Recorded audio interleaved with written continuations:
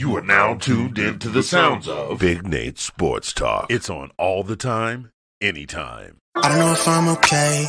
I don't see the light of day. Looking up to higher ground, thinking that'll be a sweet escape. These days gotta schedule the romance. They say that love is a slow dance. A short bike ride to the crib using no hands. Oh shit, it feel like I'm floating, but I'm falling with both eyes closed when I let the world spin. Testing the water, she got my nerves tense. Back when I ain't even have a purpose, I was so eager to learn some things. Anxiety bringing out the worst in me. Society paint me as enemy. My niggas making it by that remedy. I'm more occasional, don't do it regularly. Backs under my eyes, weighing down heavily. Mama been worried, the devil allegedly deep in the plan. Subconsciously wanted it since I was 10. I thought I was sharp on my scroll and my pen think it did. So mama found she to them legs. She told me that's not who I am. But nowadays I put on for the fam, see you when I can. I'm surrounded by my feelings, I'm stuck on a Ferris wheel. I bet I perish at 140 acres. She wants the horse and the carriage, a porcelain portion of garbage. I talk to the mirror, I know that life's not the fairest. I lost my can, I can't pay off the bills with the blessing. I'm sure I relate to the Reddit page. It's feeling like money is everything. Money is everything. It's everything I need. Till I lay my eyes on you. I don't know what this is, yeah, but it feel like it's real, baby. I don't wanna pretend. You are now tuned in to Big Nate Sports Talk, the show that is on all the time, anytime. And now, ladies and gentlemen, the next big thing, the latest up-and-coming sports journalist, your host, Nathan Snell.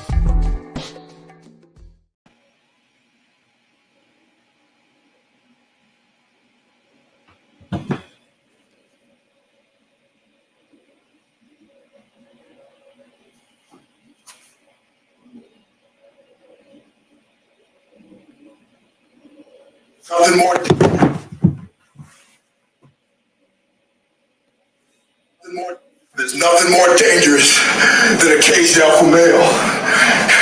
There's nothing more dangerous than an alpha male with a purpose. And my purpose will be to destroy and dismantle any and everything you place in my path.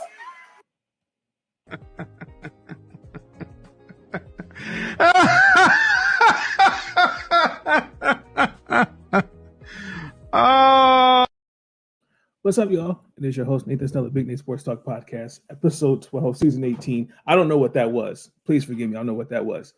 In this episode, as you see in the title of the video, we are recapping the divisional playoffs.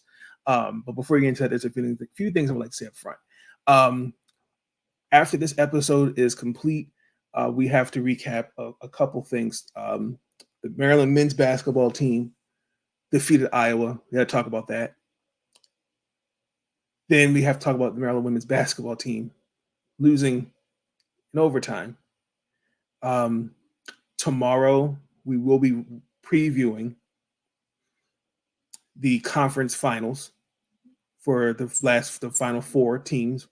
Road to Las Vegas, Baltimore, Kansas City, Detroit versus San Francisco. Between them for those episodes, this episode was originally supposed to be wild card, but that was 2 weeks ago. And just shout out to Sean Spencer, along with Cameron Bird. He had me on the episode. We recapped the wild card. I'll be linking in the description when I can. Check that out and subscribe to his channel as well. But let's get into it. And also, finally, thank you for the support that you gave me in the channel. Please continue to like, comment, and subscribe for all future content. The divisional recap. This was an interesting round. I'm not surprised who got there. Let me start off by saying that. We're going to start with the Ravens versus the Texans. Personally, I was confident with Baltimore winning the game. For me, first and foremost, let's give the Houston Texans credit. You know, when you have a rookie quarterback and CJ Stroud, who I think should be offensive rookie of the year, DeMeco Ryans should be in consideration for coach of the year. Let's give Lovie Smith some credit too. I think he deserves some credit for how this team is this year. I think they have a bright future ahead of them. Yes, they dealt with some injuries. Tank Dell, for example. They didn't have Nico Collins. They didn't have their number 2. Like I guess at once Tank went down, their number 2, he was out. I know they've been dealing with some injuries. I think on the defensive side, Will Anderson Jr. and Derek Stingley Jr. I think will be great players. They got a bright future. For the game, I thought the first half was a little concerning.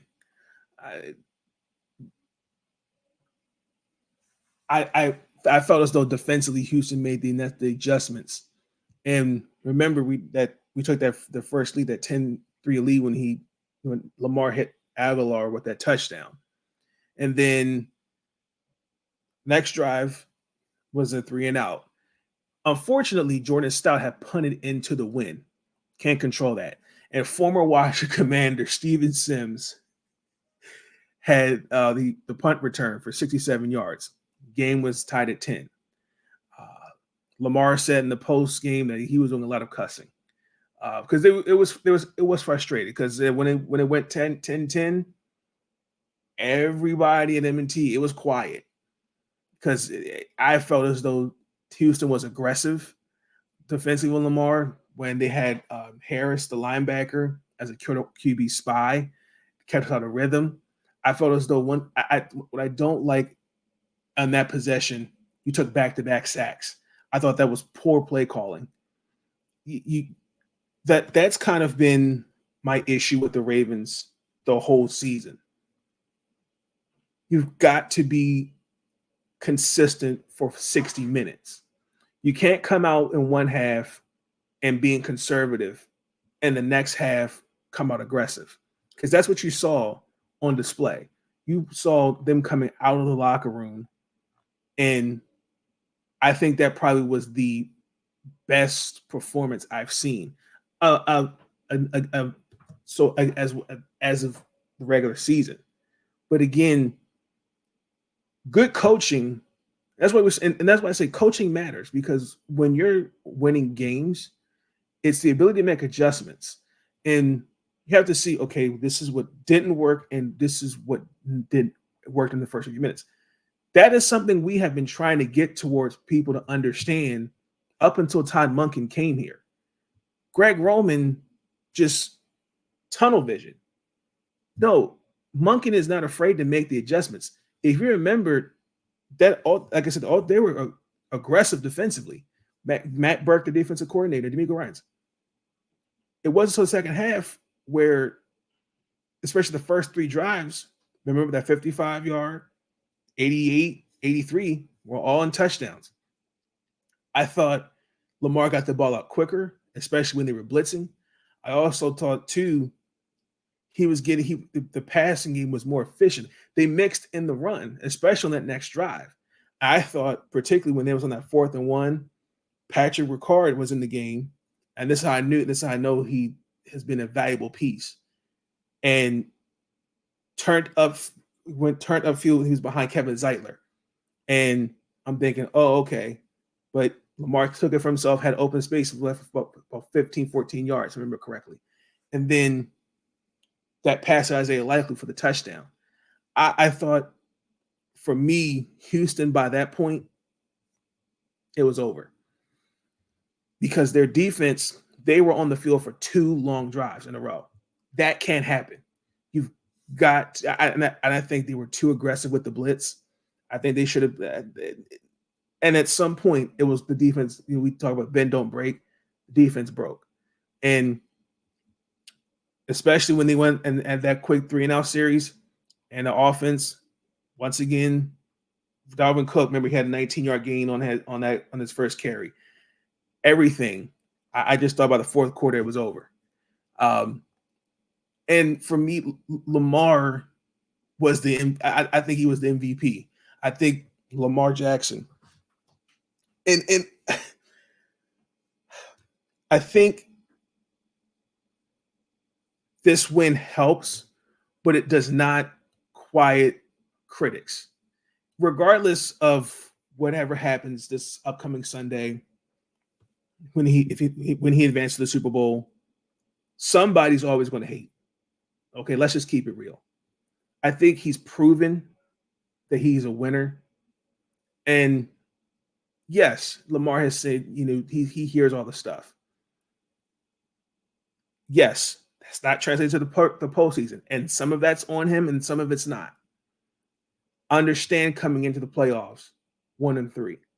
I didn't like the narrative. Well, if he loses to a rookie, that's a bad look. I didn't like that. Like not giving him a chance. When you look at what he did at halftime, he took the game over. That's what I never seen. Maybe I take it back. When we played Indianapolis a couple years ago, Carson Wentz, at the time was the starter. They for the most part embarrassed us. I remember distinctively, we went into overtime. There's a screen, there's a shot of him on camera. I remember his lips reading, "It's over," and he drove down the field and won the game. I know what he's capable of. I mean, Lamar in this game, he ran for over 100 yards, he passed for over 100 yards, had a QBR of 100 plus, 2 touchdowns and threw 2 touchdowns. Like all the little things he's doing to win the games, but for the most part, he stayed calm. He stayed compressed. There was a couple moments when Ronnie Stanley didn't hold his block. That was not good. But now I'm talking about Ronnie Stanley not holding his block. But that's frustration. That's lack of communication. That happens. But my point to you guys is, yes, I hear all the things about Lamar. But what about the team around him? Isaiah, they have to make plays for him too. Last time I checked, they get checks. Last couple years, I've looked at the talent. Are they doing enough for him? And that matters. So I mean, when you look at what he did, I was just amazed at his performance. And I think also too, everybody was nervous. Oh, like the ghost of 2019. What's it going to look like? And they went out there and played football. There's some scary moments, sure. But I was not worried. And again, this was a team effort. I thought defensively, we did a good job. The key was also going to be the defense. This defense, Mike Macdonald has been stout as a defensive coordinator. I'm crossing my fingers that he is still here along with Todd Monken next year, because the things he's doing. I mean, with Kyle Hamilton I think is going to be an all-pro in this league. Jadeveon Clowney is looking spectacular. Roquan Smith, Matabike, Patrick Young. I mean, they made Houston work for every single yard. And Devin Singletary, who I think took over the lead running back because Damon Pearson, injuries. Not bad. I think he's almost about 900 yards rushing. But in the game, he ran the ball 14 times, about 40 yards. So the run game was a non-existent. Unfortunately, they had to do no choice but to try to win the game with throwing the ball. And I feel like if 2 out of your 3, if the offense ain't working, especially in the run game, the passing game is not going to work. Your defense didn't help you much better. And Nico Collins was their best player in terms of receiving yards. But he had 5 catches, about 68 yards on 5 catches. But we didn't allow big plays. And I thought, and again, this is a defense, especially the secondary. They didn't have Marlon Humphrey. Okay, but that was probably for Houston because the first time we faced them, they didn't score a touchdown. On the defensive side, special teams, yes, that's a touchdown. But I'm talking about, we remember we won 25-9, and they just scored 3 field goals. Outside of that, their offense was non-existent. I mean, CJ Stroud was 19-33 for a $175. We didn't get any sacks, but we showed that we got him out the pocket. We forced him to throw the ball, And especially, I thought the one pass he threw, that should have been called intentional grounding. But for the most part, our defense did enough. But if I'm Baltimore, it's not, the job's not done. It's not. We still got to go through Kansas City, which we will talk about in the preview. And hey, it was a great game. Give the Texans credit, especially that first half. They made us work for it. But as time progressed, Baltimore made the adjustments. Todd Monken, offense, defense did for the most part did its job. But again, when you look, especially giving up 3 points, because especially he had 2 punts, a field goal, punt, missed field goal. He took a knee, 2 punts, and then turnover on downs, and that was in the game. That was pretty much how Houston looked. And then also, too, I got to give Rashard Bateman some love. He especially had, I know we've been, most have been hard on him. He played. He made some plays. So I'm very proud. I'm just proud of the team overall. And how quarterbacky of a performance was that?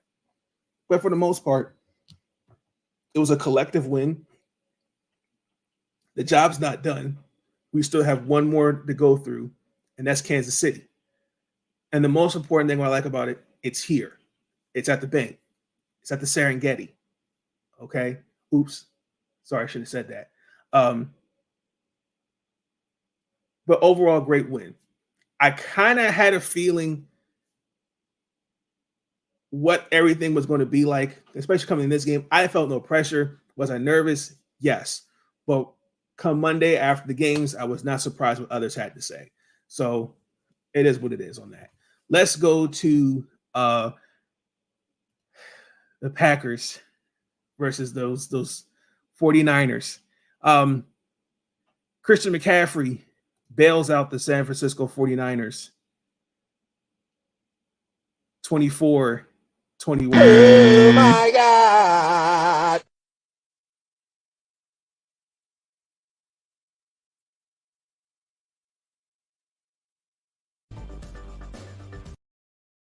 You know, first and foremost,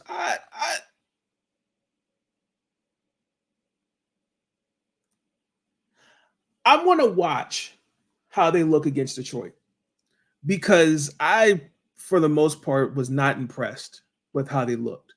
Like, Kyle Shanahan, I think, is a good play caller for the most part. And I think he should get some consideration for Coach of the Year. But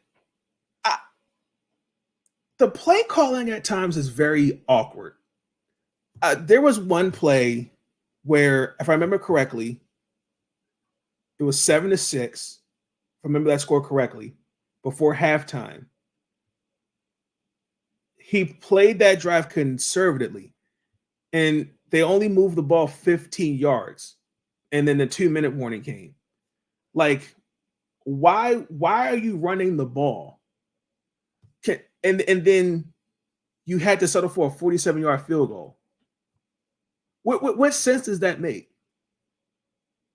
Then, if I remember correctly, watching Brock Purdy, who did struggle at times, Christian McCaffrey through 3 quarters only touched the ball 11 times. Mm-hmm. I can't defend that. Mm-mm. What do you want me to say to that? I mean, what are we doing here? And yes, you committed to the run. Yes, Green Bay is I think they're ranked 28th in run defense. But you waited until pretty much the fourth quarter to just say, oh, okay, just run the ball.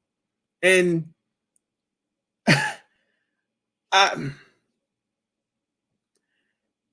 that was some interesting play calling. And especially their second to last drive, they gained the first on three runs and then threw 5 consecutive passes after that. Does that make sense? And I remember they just converted 1, and they punted in their territory in the fourth quarter. I didn't get that.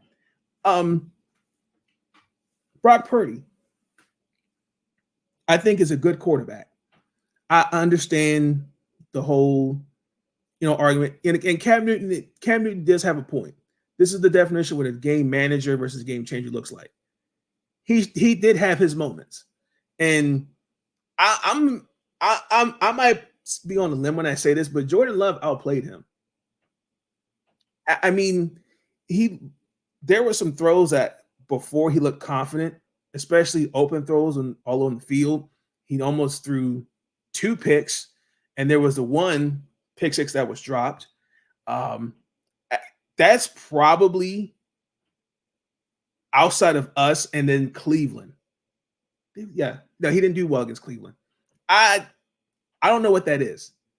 It looked very suspect. And I see, this is where I kind of call the media out. Some have done it, but not towards the energy how they do with Lamar Jackson. Because in moments like that,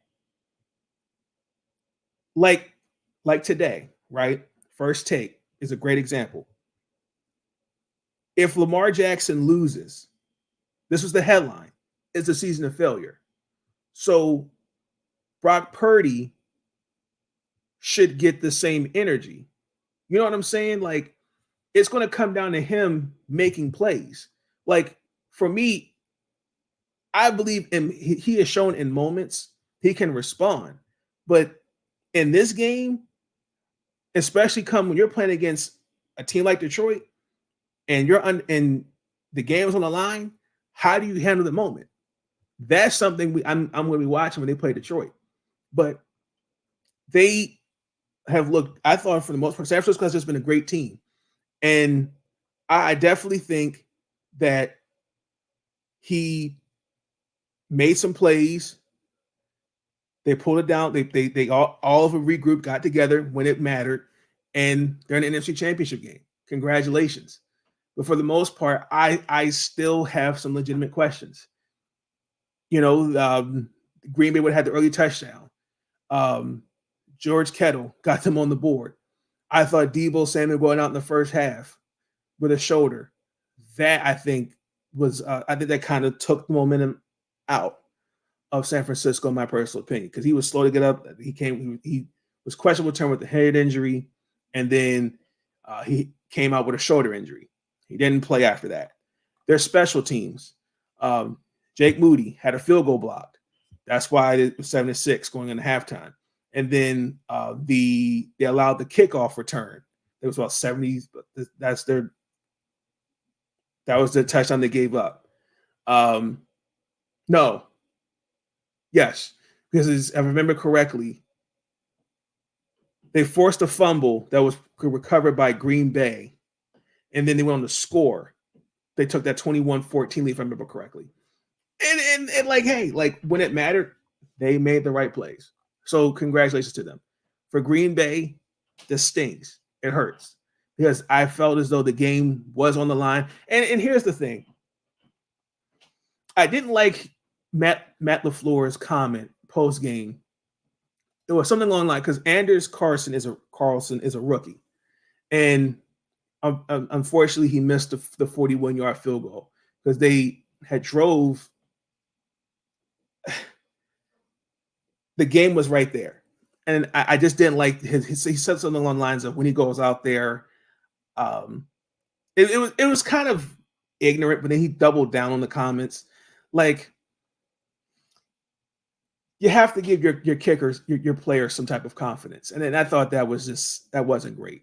I thought it was disappointing. And unfortunately, look, he's a rookie. He'll learn. He'll be fine from this. They definitely missed opportunities, especially in the first half. They gotten into the red zone, but 2 field goals is not going to get it done. And then you got stopped on that fourth and on that quarterback sneak. That's another touchdown. I mean, you can't go.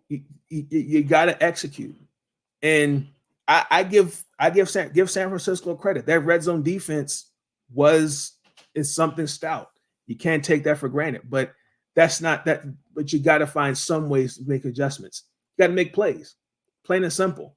I mean, especially come playoff time, it's who steps up, making plays for others. defensively. There was some big plays. Darnell Savage, Maryland Turpin had a dropped interception.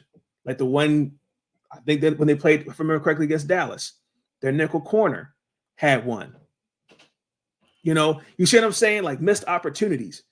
The offense on the flip side held them to 24 points. I have to give them credit.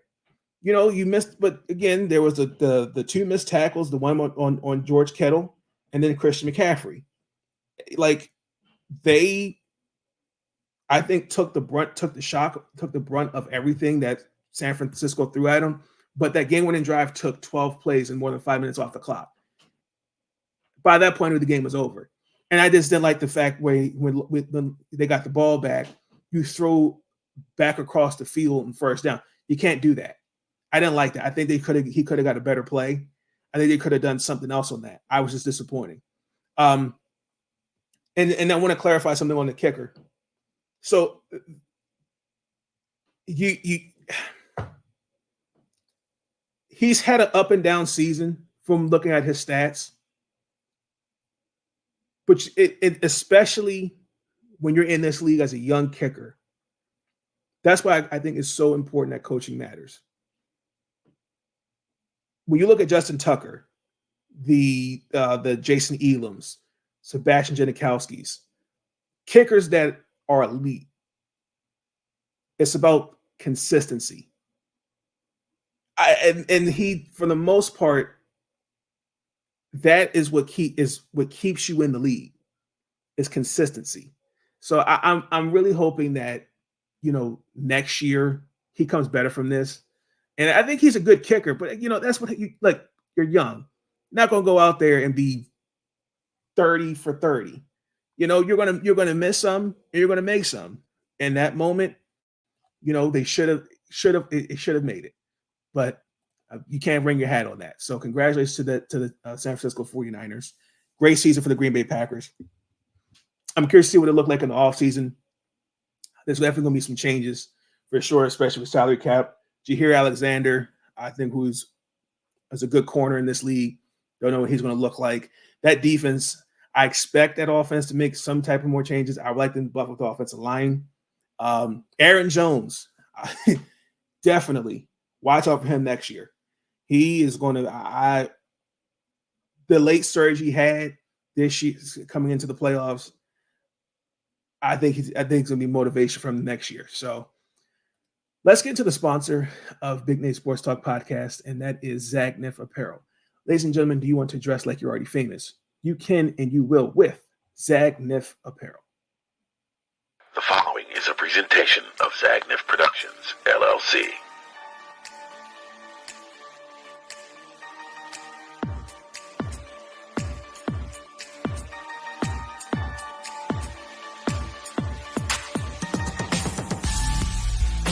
Introducing Zagnif Apparel. Our comfortable line of leisure wear and athletic wear will have you comfortable and stylish at any occasion. Whether you're at the gym, out shopping, or just relaxing at home. Whether you're an athlete or just want to lay around the house, we've got the perfect outfit for you. Stop by our website today and pick up your favorite pieces.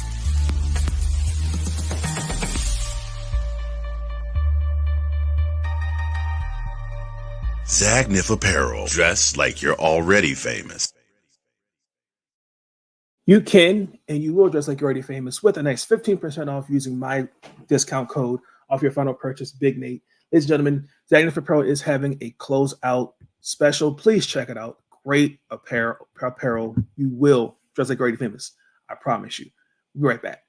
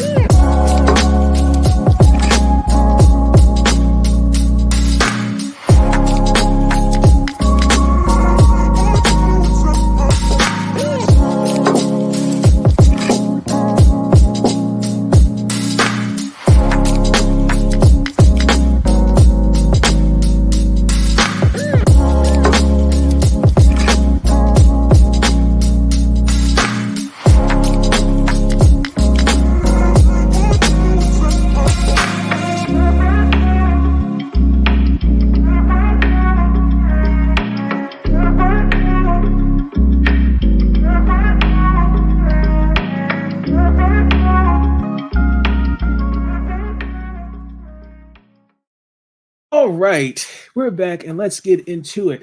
The Detroit Lions, brother Goff, and versus those Buccaneers had a decent game. The Detroit Lions are going to the conference finals.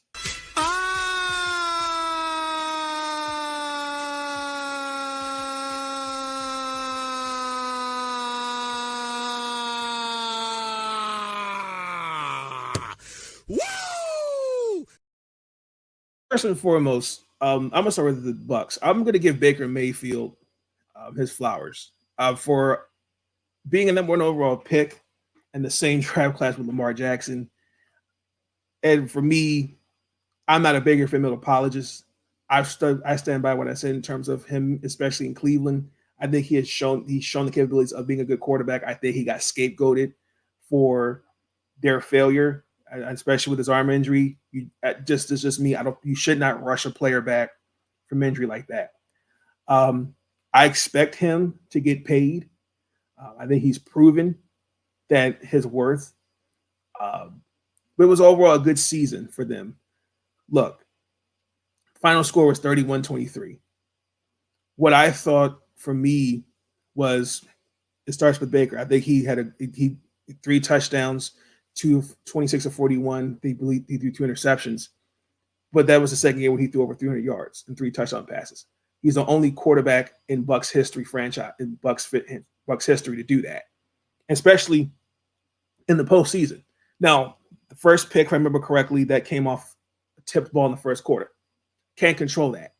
And then Brian Branch brought the blitz, and then painfully, he had to get rid of the ball. And Heath, I thought it was kind of weird the type of pass he threw, which that pretty much solidified the Lions winning the game. But when it mattered, I mean, the Bucs as a piece of unit had over 400 yards. Mike Evans, he had 147 yards receiving on 8 catches. The running back Rashard White, 91 yards rushing. I mean, they kept the defense. They kept their defense in check for Detroit, and especially when you're on the road, their defense for the most part through the first 3 quarters, they kept about 210 yards, if I remember correctly. The game for the most part was tied going in the fourth quarter, 17 apiece. Jared Goff, when it mattered, made plays. The first one was the Jahmyr Gibson play, and then he made the that gave up Ron St. Brown that cut off that drive. Like, when it mattered, he made plays. I think what's going to be interesting for this Bucs team is how it looks next year. I know there's going to be some guys that probably will be gone. Don't know what the future brings for Mike Evans. I know I can probably see him staying. Chris Goodwin, what's he look like next year? So they've definitely got some pieces to build off on. But it's going to be an interesting season. But give them credit. Give Todd Bowles credit. It was a good year. They were close. So for the Lions, I thought this has probably been a great story for a season that they've had, especially coming into this year. And that's their first time. This is the first time since 1991. I was born in 1994 that they're going to the conference championship. And especially where overcoming some of the early season struggles, they've persevered. Now, we'll talk about in the preview, but the same thing, and I'm going to keep referencing Lamar because I want you guys to understand where I'm coming from. See, the reason why I say that because I don't necessarily hold everything to the quarterback. When I'm hearing what people are saying on certain TV shows, they're saying Jared Goff has to make plays. Not necessarily. Yes, he does, but it's going to come down to others making plays. Defense, remember, they did force the 3-and-out in their first offensive possession. Baker Mayfield threw an interception. Like, they for the most part, were they honest? Was the defense kept honest? Yes. The offense did, as a unit, struggle in the first half, especially when they were tied at 3 apiece. For example, they had that 14 play, 75-yard drive that took 7 minutes off the clock, if I remember correctly. And then that touchdown to Josh Reynolds made it 10-3. But especially when you kind of look at the first half, the offensive line coming into this game was not healthy. Especially against a defensive line like that by Tampa, I think the left guard, remember correctly, went out with a knee injury. Frank Ragnow, he's got his ankle rolled up on, and it was looking pretty rough. And then Ragnow came back and remember in the third quarter, and then Jackson's backup came in at left guard. Then that's kind of where things kind of sputtered. But when it mattered, they made plays. So I'm happy for the Lions, but one thing is going to be known is that offense is going to be key for me. And I think the defense, I think, has to be a little bit more aggressive, but not too aggressive. Because I thought, especially when you're giving up almost 400 yards as a defense, Aaron Glenn's going to have those guys ready. Now, the backups, I don't know what next year's this upcoming weekend is going to look like, but I'm sure this week these guys got some work in, because especially when your left guard didn't come back at all. Now, it's going to be interesting. They did sign Zach Ertz. I like that addition, especially with Sam Laporta, because their depth behind tight end is not looking too crisp, because I think his name is Brock Wright. He had a forearm injury, and then they already have James Mitchell is already on the IR. The only guy that's, I think, backing up Laporta is Antoine, something like that, Fisker. So getting Zach Ertz was a big piece. And one thing that bothered me for Tampa was they gave up on the run game. The run game was productive, and that's something Detroit, looking at their stats, they have not been a great run defense. And I mean, they carved up the front seven. And in the second half, they just went away from that. I mean, how does Rashard White have one of 14 yards? That doesn't make any sense, especially in the opening drive. But he only got one carry for the rest of that half. Huh? I mean, yes, he was injured, if I remember correctly. But I mean, 9 carries for 55 yards. Why would you go away from that? So that was disappointing. And again, I feel like, for me, when you just kind of look at the overall success of what the Lions will look like, Jared Goff,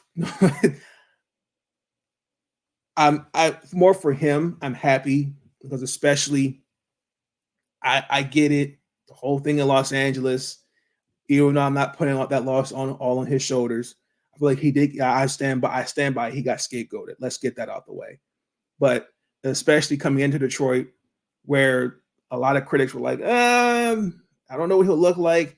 They had mock drafts taking a quarterback that his first year, and that you just see what he's doing. I mean, when moments like that happen, especially in the game, just like Lamar, he took over.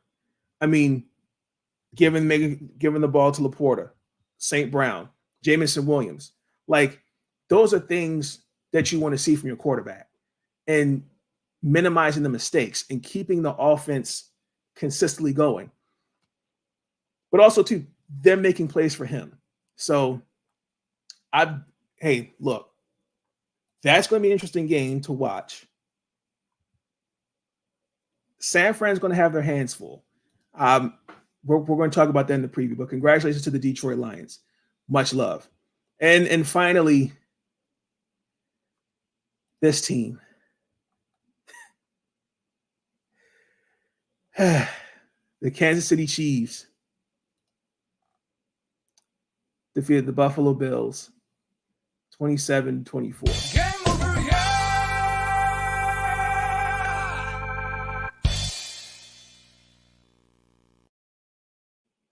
Patrick Mahomes, I'm going to give him his flowers. He proves why he's the best quarterback in the game right now. I mean, from what he's had to work with this year, I mean, damn. I mean, their offense had over 300 yards after 3 quarters. Just moving the chains. I mean, they had, a lot of plays where they were 20 yards or more. Travis Kelce and Patrick Mahomes, man, that duo is just something. Because he hadn't scored since week 11 a touchdown, Travis Kelce. So they tied Tom Brady and Gronk for most postseason touchdowns. So Mahomes also passed Big Ben and Drew Brees. So he has the 6th most career passing touchdowns in NFL history. So congratulations to him. But, man, it just feels like a couple years ago when they faced each other, just the same thing, mistakes. The first half, I mean, they allowed them to come back in the game, and their passing game was just not consistent. Stephon Diggs, former Maryland Terp, I love Stephon, but you walking out on the media is not a good look, and especially with all the nonsense that's been going on about you being unhappy, you want to be traded, blah, blah, blah, blah. When it mattered, when you went out there, 3 catches for 21 yards. Mm-hmm. I can't defend that. Mm-hmm. What do you want me to say to that? He didn't even try. What do you want me to say to that? That's disappointing. The run game, James Cook, I mean, was pretty good, and then the fourth quarter, it just went away. I mean, Kansas City did allow 182 yards running the ball, but through 3 quarters after that, I couldn't find it. And then, painfully, the Tyler Bass field goal, and I feel bad for him because he, from what I saw again on Twitter, he's been getting was getting death threats, and that's disgusting. And many fans have donated almost $300,000 to one of his charities. Listen, these guys are human. I mean, Tyler Bass, I think, is a good kicker in this league. He has proved his worth being a clutch kicker. Heck, watching him play us. Look, in January, especially up there in New York in the Great Lakes, come on now. Should he have made it? Yes, but it happens. It's part of the game. And Josh Allen, I think, is a good quarterback, but when it mattered, he wasn't. He still has inconsistencies. Yes, I think he did well. He finished with 258 yards total, a touchdown, 2 touchdowns on the ground. But I'm going to give him the benefit of the doubt. You've got to really look at his playmakers. His number 1 wide receiver was virtually non-existent. Outside of Shakir, he really didn't have anybody else. Now, what's disappointing with their defense, you can't, when you're facing Kansas City, and this is something Baltimore will be tested on, is You've got to get them off the field and force them to punt the ball. I didn't see that in the first half, for example. They allowed them to kick back-to-back field goals, then the touchdown to Kelsey. They're up 13-10 in the second quarter. And then they didn't force the Chiefs to punt until the middle of the fourth quarter.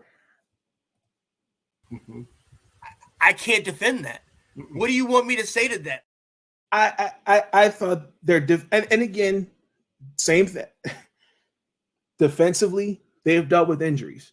They only they had 4 linebackers dressed. They've had, and it showed in the first half. I mean, Kansas City, their wide receivers were wide open to move the chains. And I mean, they just, on both sides of the ball, they didn't make no big plays. I mean, yeah, you put up 24 points, but there was no explosive offense. Clock management was an issue.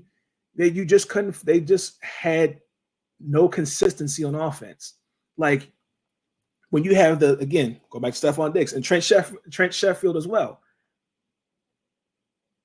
The run game was great, but they took away Kansas City's defense, took away the big plays. Like I feel like at a time like that, that's disappointing. However, both quarterbacks did not take a sack. Bring your hat on that. So, especially in the game like where I felt like it was going to be back and forth, I'll give them that. So, but to lose for the third time in the divisional round for Buffalo, it sucks. This year, I think it's even more. It stings because I don't know what that Buffalo team's going to look like next year. They've got some questions. I think first and foremost, what do you do with some of the Asian guys? Micah Hyde, Jordan Poyer, for example. I think personally their first round pick need to go after defense. I think the biggest elephant in the room, I'm just going to keep it honest. What is the conversation with Stephon Diggs? Is he staying? Is he committed? Or do you move on from him?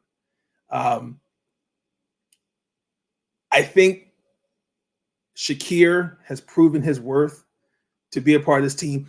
I'm disappointed in Gabe Davis. He's just not consistent for me. I was really hoping him to take that step forward this year. Just didn't see it. James Cook has proven his worth as number 1 running back. Their offensive line is stout. I think Josh Allen is a good quarterback, but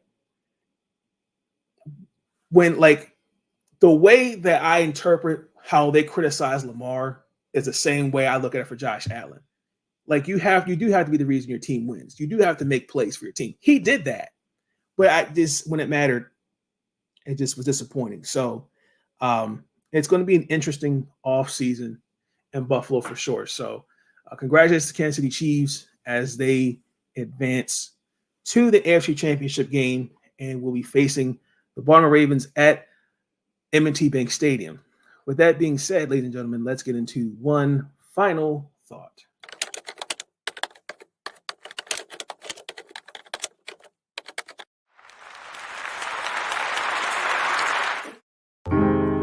Thoughts are running through my mind. Someone took some time to find a minute or two to organize them. So, one final thought for me is this was a great great game, good games of football. I'm super stoked for what the conference championship games look like. Best of luck to 4 teams. Hey, look, this is where your money's made. And I'm really proud of some good stories here. And regardless of what people have to say on TV, I understand certain things are just said because it gets people riled up. But sometimes you kind of have to take things with a grain of salt. And you'll hear me reference it more when we talk about the preview, especially with Baltimore and Kansas City. But hey, I also too these guys are human. They are allowed to make mistakes. I think that's kind of one of my biggest turnoffs about sports today, and some of it I think is with sports betting and other stuff like that. We've got to be better than that. I mean, sending death threats, that's not cool. Like we're better than that as a society, and it's just disappointing to see. Yes, he should have made the field goal, but come on, like, where's the morals? Where is that? Just that's not right. But until then, I'm signing off. I'll be tuning in for future episodes. You will see me recapping Maryland women's basketball and the men's basketball in episodes 13 and 14, respectfully. Saturday, which is tomorrow, I'll be recording preview for the conference championship. Until then, have a good night.